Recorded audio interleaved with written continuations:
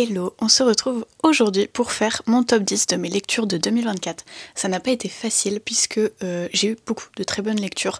Donc si j'avais fait mon top 10 un autre jour, il y a des livres qui auraient pu être à la place de certains. Mais aujourd'hui, mon top 10 ressemble à ça, donc je vais vous présenter tout ça. À la 10e place, il y a A Funny Story d'Emily Henry. Emily Henry est mon autrice de romance préférée. Parce que, en fait, c'est pas juste de la romance.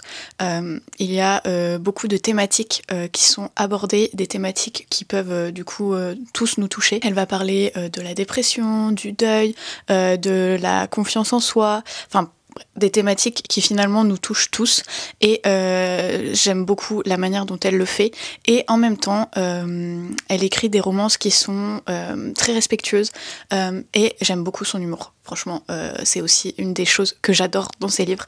Donc pour tout ça, c'est une autrice que je lis à chaque parution. Donc la Funny Story a été une excellente lecture. On y suit Daphné qui va voir son monde s'écrouler lorsque Peter, son fiancé, va la quitter pour sa meilleure amie à lui, donc Petra. Et en fait, Daphné, elle avait tout quitté pour lui. Elle avait déménagé dans la ville où lui, il a grandi. Et elle se retrouve du coup toute seule d'un coup.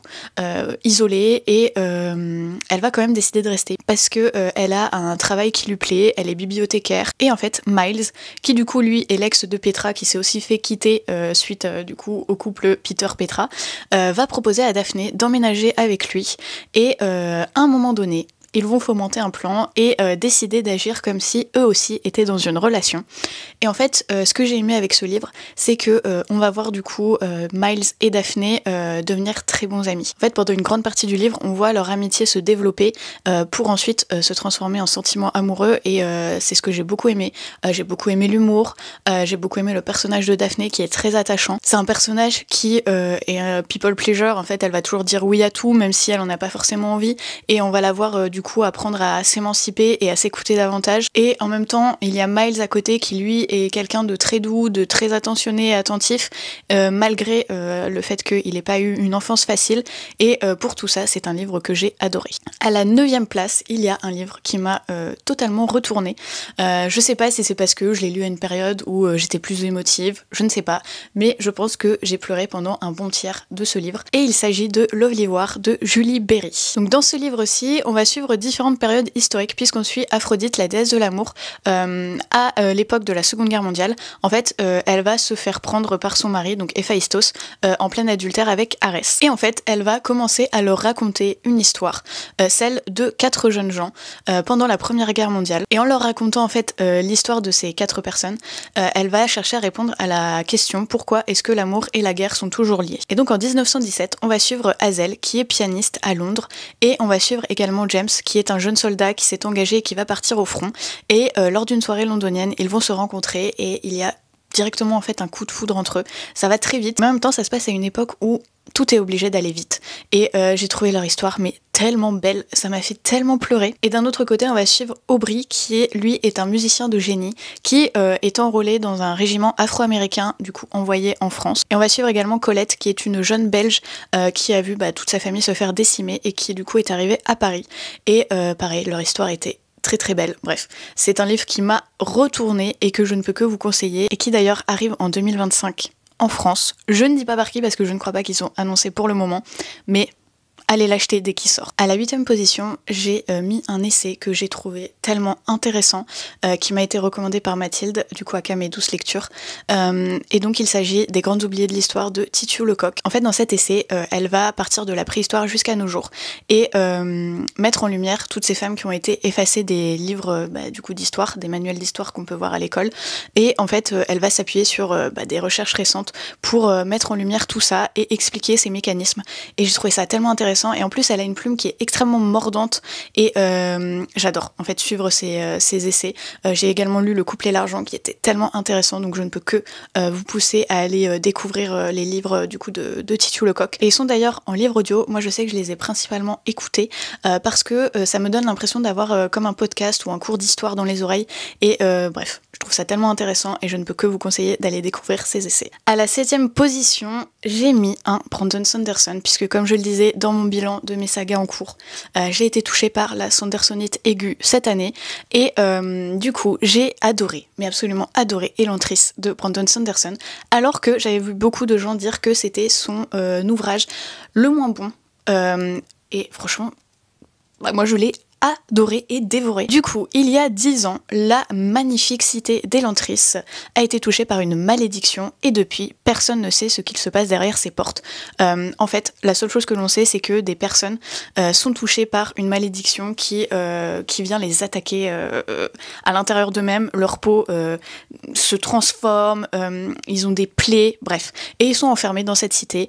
Et cette cité qui autrefois était absolument magnifique et prospère tombe en désuétude. Et du coup, le livre s'ouvre 10 ans après le début de cette malédiction. Et on va suivre donc le prince Raoden qui vit dans une cité qui est proche d'Elantris. Et ce prince va être touché par la malédiction qui a frappé Elantris. Et il va être envoyé là-bas en secret. Sauf qu'il était promis à sa reine, une princesse d'un autre royaume qui décide de venir en avance à la cité de Cae.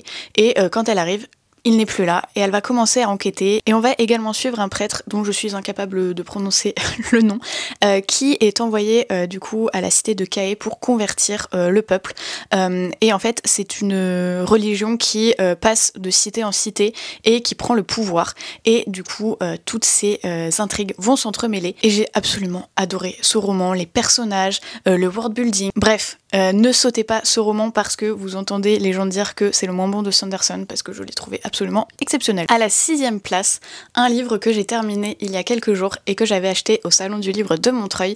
Il s'agit du tome 1 du cycle de Sif, L'enfant de poussière. Donc on y suit Sif qui vit dans la ville de Cornebrune et en fait là-bas c'est un petit havre de paix entre guillemets puisque bon il se passe aussi des choses pas très sympas mais contrairement aux autres primautés du royaume de Brune, il est entre guillemets privilégié, même si c'est un orphelin qui a été recueilli par une veuve et qui doit quand même mendier pour vivre, il est entre guillemets dans un cocon. Sauf que Sif, il va se retrouver mêlé à plein d'histoires peu réjouissantes et en fait tout ça va débuter avec son amour pour Brindy qui va le pousser à voler des choses pour voilà, essayer de la conquérir. Sauf que par la suite il va y avoir un enchaînement de mauvaises situations pour notre pauvre Sif qui est un enfant extrêmement attachant puisque oui quand le livre débute il a 8 ans et quand le livre se termine il en a environ 13 et on va le suivre pendant toutes ces années alors qu'il est malmené, qu'il vit 48 vies. C'est un roman que j'ai beaucoup aimé notamment pour sa plume qui est extrêmement travaillé et poétique et qui en même temps se lit comme du petit lait. Donc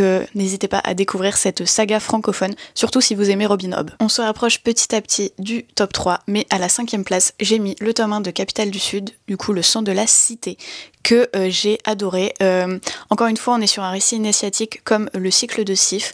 Là, on va suivre la cité de Gémina. Et du coup, on va suivre Nox, un jeune garçon qui est relié au duché de la Kouane, puisque en fait, c'est une ville où il y a plein de petits duchés qui en fait vont régner ensemble. Et lui, quand il était enfant, en fait, il était enfermé. Dans cette partie de la ville avec sa sœur et un homme en fait va venir conquérir cette partie de la ville et libérer du coup Nox et sa sœur et depuis en fait il est lié à ce duché et en même temps Nox est commis d'épicerie et du coup il connaît tout ce qui se passe dans la ville et c'est comme ça qu'il va se retrouver lié en fait aux intrigues politiques du coup de Gémina et en même temps il va hériter d'un livre de poésie qui va lui ouvrir les portes d'un univers qu'il ne comprend pas trop et donc c'est là où la dimension fantastique arrive dans le livre et j'ai absolument adoré. Je me rends compte aussi que j'aime beaucoup en fait toutes les plumes très travaillées et poétiques puisque là encore une fois on est sur une plume qui est absolument magnifique, qui se dévore toute seule. En tout cas moi c'est le genre de plume que je dévore et j'ai adoré l'ambiance méditerranéenne de la cité, le côté gastronomique avec le vin et la nourriture. J'ai aussi beaucoup aimé ce côté, en fait quand je lisais le livre j'avais l'impression de voir voilà, une cité méditerranéenne très bruyante.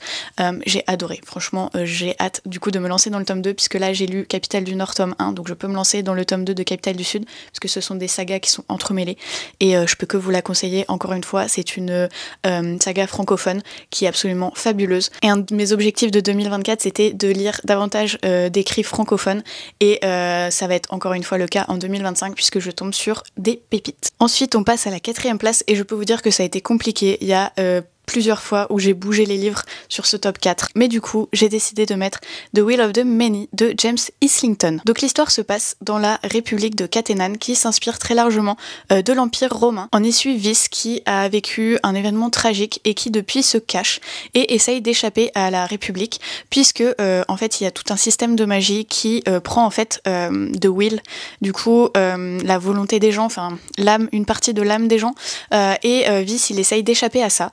Et en fait, il va être recruté par un homme influent qui va lui demander d'intégrer une académie où il y a tous les enfants des personnes influentes de cette république. En fait, il est envoyé là-bas puisque l'homme qui l'a recruté est persuadé que son frère a été assassiné. Et donc, il doit essayer de comprendre ce qui s'est passé.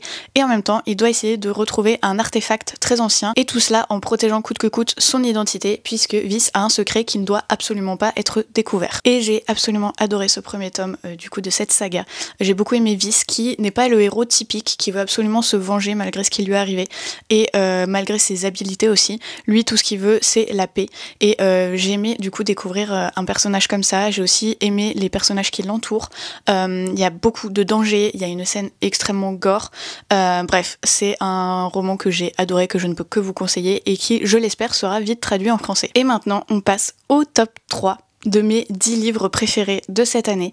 Et à la 3e place, j'ai mis Skyward de Brandon Sanderson, qui a été une excellente lecture. Donc dans cette histoire, on va suivre du coup les derniers survivants de la race humaine qui sont installés sur la planète de Détritus et qui tentent de résister aux attaques d'extraterrestres, du coup les Krell.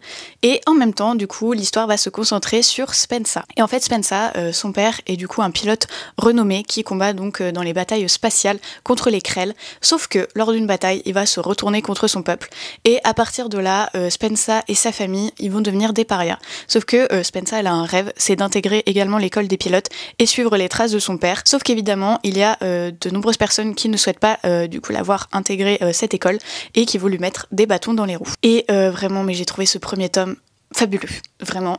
J'ai adoré le personnage de Spensa, son évolution en un seul tome, elle est extraordinaire puisqu'au départ elle est assez agaçante, assez gamine, en même temps elle a 17 ans, et en fait on la voit grandir, évoluer, prendre en maturité. J'ai adoré aussi la fan family qu'elle va du coup se faire au sein de cette école. C'est aussi un livre qui du coup brise notre petit cœur puisque ils sont dans des batailles spatiales et du coup il y a de nombreuses pertes. Et aussi parlons des batailles, elles sont tellement bien écrites, l'univers aussi, ce qu'on nous donne petit à petit, les informations qu'on découvre, bref, j'ai adoré. J'ai beaucoup aimé le tome 2 aussi, les nouvelles de cet univers sont également vraiment géniales, puisque là du coup, on ne suit pas le point de vue de Spensa, mais d'autres personnages, et le seul problème dans cette saga, c'est le tome 3 que j'ai pas du tout aimé. Donc j'espère que le tome 4 qui du coup conclut cette saga sera à la hauteur et me redonnera des vibes du premier tome. À la 2e place, j'ai mis L'Empire des damnés de J. Christophe, qui est le tome 2 de la saga L'Empire du vampire. Alors, je vais pas vous faire un résumé du tome 2 puisque si vous ne l'avez pas lu, ce serait vous spoiler, donc je vais vous parler du tome 1, mais j'avais adoré les deux, franchement au même niveau, des coups de cœur tous les deux. Donc le tome 1 commence lorsque depuis quasi 3 décennies, le jour n'est plus et les vampires font la guerre à l'humanité. On n'est pas sur un setup moderne, on est sur quelque chose de médiéval et on va suivre Gabriel de Leon qui lui est un saint d'argent. Et en fait c'est une confrérie qui veille à protéger du coup les humains des attaques des vampires. En fait l'originalité de cette saga c'est que Gabriel il a été emprisonné par du coup des vampires et l'un d'eux va lui demander de raconter son histoire, donc c'est ce qu'il va faire et en même temps il va raconter la quête du Saint Graal qui est du coup le dernier espoir de l'humanité. Et j'ai absolument adoré puisque je trouve que J. Christophe du coup renouvelle le genre, s'approprie vraiment du coup toutes les légendes des vampires pour créer son propre univers. Le personnage de Gabriel je l'ai adoré, c'est une série qui est très sombre, c'est de la dark fantasy, qui est très gore, il y a un humour assez graveleux qui est propre à J. Christophe et bref, foncez découvrir cette saga qui est géniale. Et à la 1re place, je pense que ça n'étonnera personne, j'ai mis un John Gwynne. J'ai mis le tome 3 de la saga Malice, du coup Ruine. Je n'ai pas mis le tome 4 est dans mon top 15, pas dans mon top 10. Mais vraiment mon préféré de cette saga, c'est le 3e. Encore une fois, du coup, je vais pas vous faire de résumé du tome 3, puisque du coup, ça serait spoilé comme pour l'Empire des damnés. Du coup, je vais vous parler du tome 1, qui, je l'espère, vous donnera envie de vous lancer dans cette saga de fantasy adulte. Donc dans Malice, John Gwynne s'inspire du coup des légendes celtes. On va suivre du coup les terres bannies, et en fait, sur ces terres, il y a de nombreuses années des conflits entre les géants et les humains en sont ressortis vainqueurs. Et au moment où l'histoire débute, une prophétie refait surface parlant de deux dieux qui se sont opposés et qui auraient chacun un avatar qui du coup serait dans les terres bannies actuellement, donc l'étoile vive et le soleil noir. Et en fait à partir de là, la paix précaire qui règne sur les terres bannies va s'effondrer. Et ce que j'aime en fait dans cette série, alors au départ ça peut être indigeste, mais on suit pléthore de points de vue et on a vraiment une vue d'ensemble sur les terres bannies, sur les différents royaumes. On suit des personnes de diverses classes et dans cette saga c'est vraiment le personnage de Corban et tous les autres qui l'entourent qui ont su attraper mon cœur. Et j'ai été absolument happée par l'univers, par toutes les intrigues politiques et les rebondissements, par les batailles absolument épiques qui jalonnent le récit. Et vous le savez, j'adore John Gwynne et je ne peux que vous conseiller d'aller découvrir ses romans. Et voilà pour mon top 10 de l'année 2024. J'espère vous avoir donné envie de découvrir certains de ces livres et n'hésitez pas à me dire dans les commentaires vos lectures préférées de cette année. Et je vous dis à demain pour la prochaine vidéo de ma semaine où je fais une vidéo par jour.